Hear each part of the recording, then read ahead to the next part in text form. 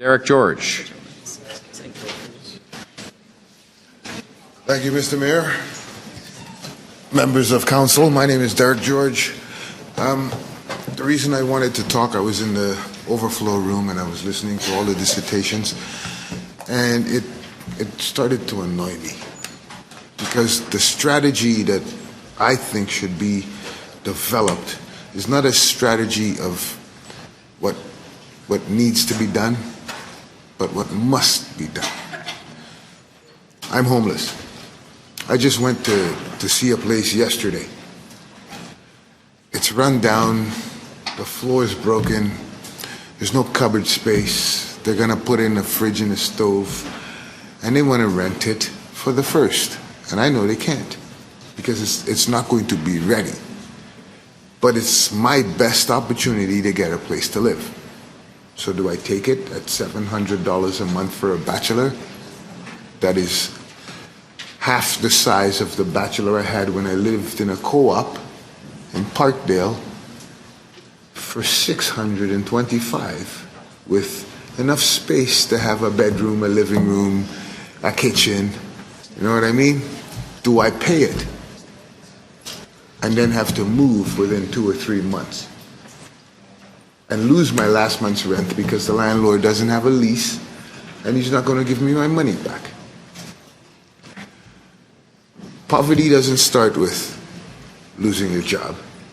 It doesn't start with not enough income to support your family. It doesn't start there.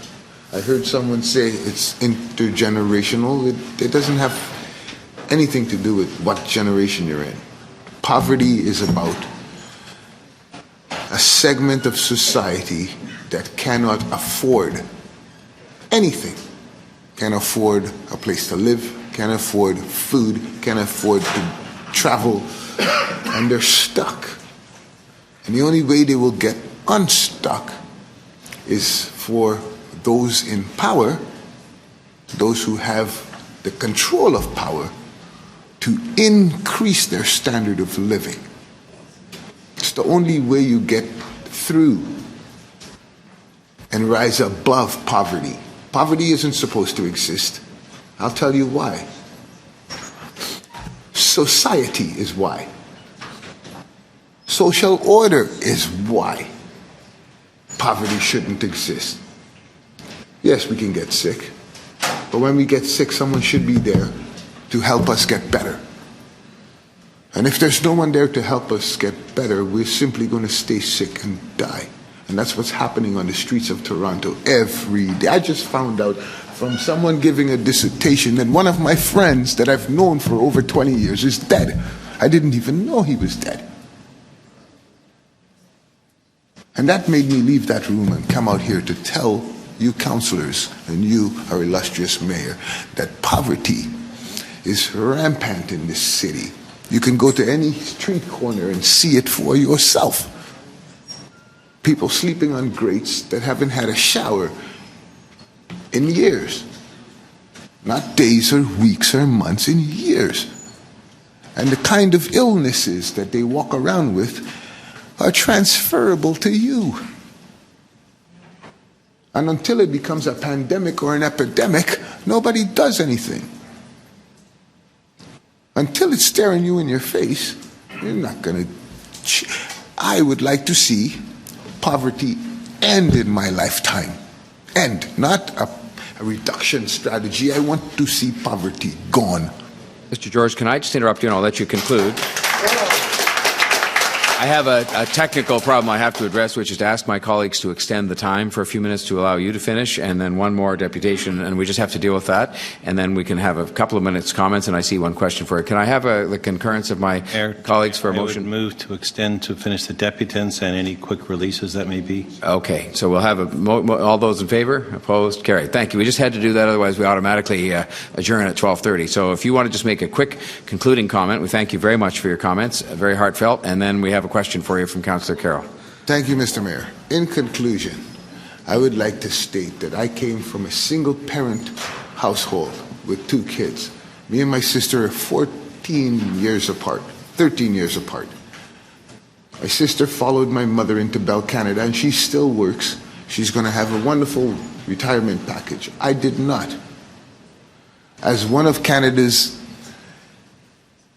top athletes for 10 years, I know what it is to be successful.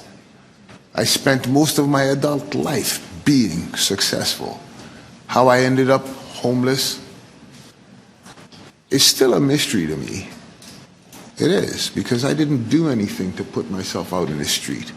A cop came to my house one night and told me I could not stay there anymore because I didn't have my name on the lease. My girlfriend did, and that I had to leave. I got into my van and I drove away, and I lived in my van for 2 years. It's not what causes it, it's what can I do about it. And in my present condition with my mental and physical disabilities, there's not much I can do myself. That's why I'm here. That's why I became a member of the member advocacy group. Even though I can't do it for myself, maybe by being active I can help someone else. I think you're making a positive difference by being here, and we thank you very much for that. And don't, Mr. George, Councillor Carroll had a question for you. If you could just sit there for one more minute, we appreciate that. Thank you, sir, for your deputation. You mentioned something that I see happening a lot. Didn't happen long ago. I was a renter. Councillors do pretty well, but long ago when I was a renter, if I moved into an apartment, anywhere, a townhouse, an apartment, and the conditions you describe were there, I could say I refuse to sign this lease until you put the fridge and the stove and those things in, and I'm going to be phoning you every day. What I'm hearing now, what you describe, is you could refuse to sign that lease, and then you have no standing and the landlord doesn't care. He says, fine, live here with no lease, I'll evict you whenever I feel like it. Is that the situation you're in today? I've been evicted from rooming houses 5 times in the last year and a half.